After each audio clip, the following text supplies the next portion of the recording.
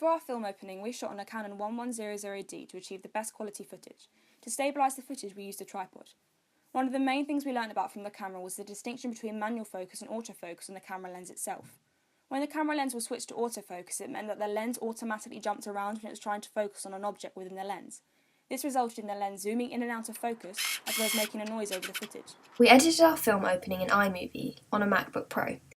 When we wanted to match one piece of footage with another, we clicked on the colour symbol in iMovie and selected Match Colour, and then the two clips would feature a similar colour palette. We also found that some of the clips needed to be sped up, and so when a particular piece of footage needed to be sped up, we clicked on the clock dial symbol and adjusted the speed via the custom percentage option.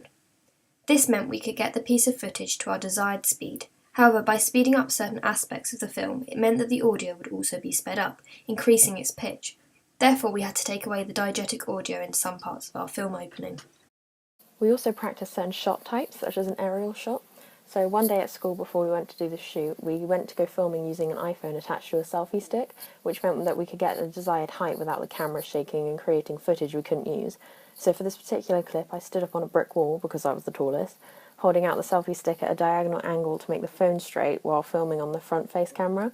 This was successful as it achieved a perfect aerial shot, but annoyingly we didn't actually use this in our final piece due to our story changing, but it's still an interesting shot type to experiment with. So we loaded our original film and then did some final tweaks into Final Pro. So we added footage of our Animated Productions logo and faded it into the opening, and layered the audio and faded in the original clip so the transition would be smoother.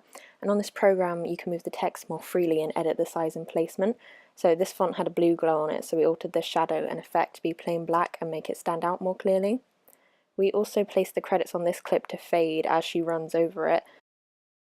And then for Vicky's name, we put on a basic font title but changed the settings under video. So we changed the right crop and inserted a series of keyframes so the text appears as she runs past the front of the screen.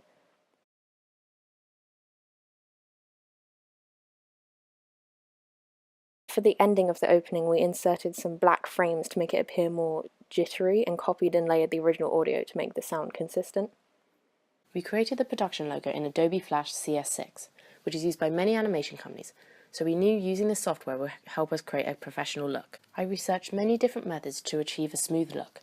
For the writing, Lunar Productions, we wanted to use a classic tween, which allowed us to change the motion of the letters. For our logo, we used the classic tween to fade the writing onto the screen. To animate the moon, we used a shape tween to give the illusion of the moon cycle. Using a shape tween allowed us to distort and move the image. For the logo, we used this tween to show the shadows of the moon.